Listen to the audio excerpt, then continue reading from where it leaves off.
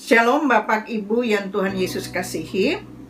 Hari ini kita masuk di dalam renungan doa puasa dan firman Tuhan hari yang ke-39 dengan tema pekerja yang tidak usah malu. Ayat firman Tuhan diambil dari surat Paulus kepada Timotius pasal 2 ayatnya yang ke-15 yang berbunyi, "Usahakanlah supaya engkau layak di hadapan Allah sebagai pekerja yang tidak usah malu, yang berterus terang memberitakan perkataan kebenaran itu." Sebagai anak rohani dan sekaligus kawan sekerja Allah, Paulus yang sangat membantu pekerjaannya dalam mengabarkan Injil, Timotius diajarkan dengan prinsip hidup yang murni sebagai seorang pekerja, sekalipun Timotius dianggap masih sangat muda. Dalam ayat firman Tuhan yang sudah kita baca bersama, ada dua hal yang perlu kita perhatikan dan pelajari dari pengajaran Paulus. Yaitu yang pertama, dikatakan, "Usahakanlah supaya engkau layak di hadapan Allah sebagai pekerja yang tidak usah malu."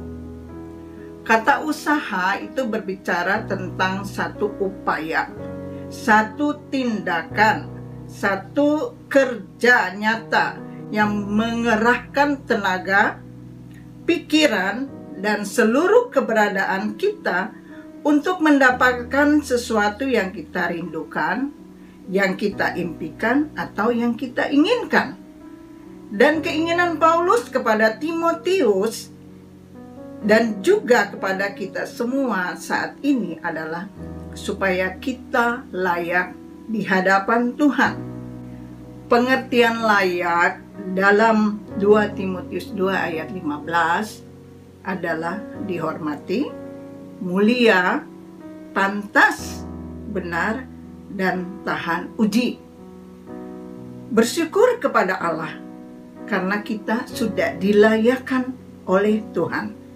Dalam Roma 3 ayat 23-24 dikatakan, "Karena semua orang telah berbuat dosa dan telah kehilangan kemuliaan Allah, dan oleh kasih karunia telah dibenarkan dengan cuma-cuma karena penebusan dalam Kristus Yesus."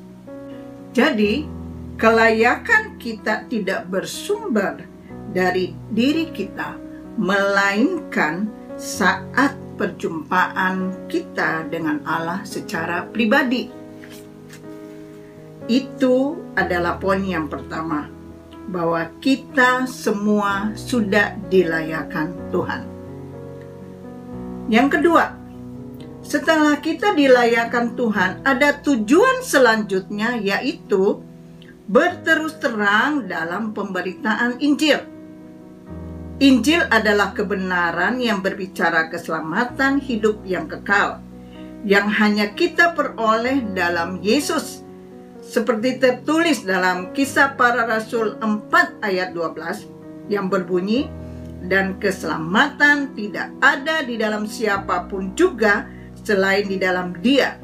Sebab di bawah kolong langit ini tidak ada nama lain yang diberikan kepada manusia yang olehnya kita dapat diselamatkan."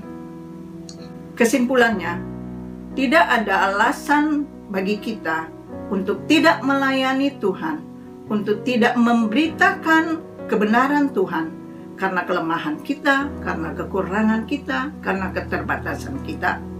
Karena Tuhan sendiri sudah melayakkan kita. Saya teringat dalam pelajaran KKA ada doa 5 jari.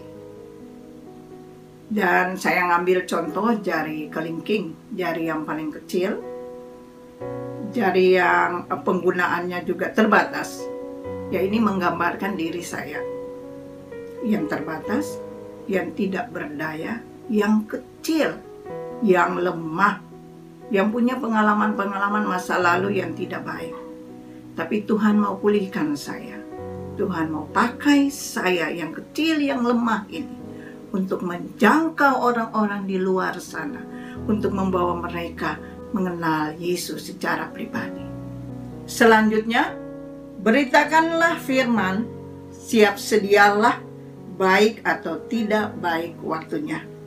Nyatakanlah apa yang salah, tegurlah dan nasihatilah dengan segala kesabaran dan pengajaran.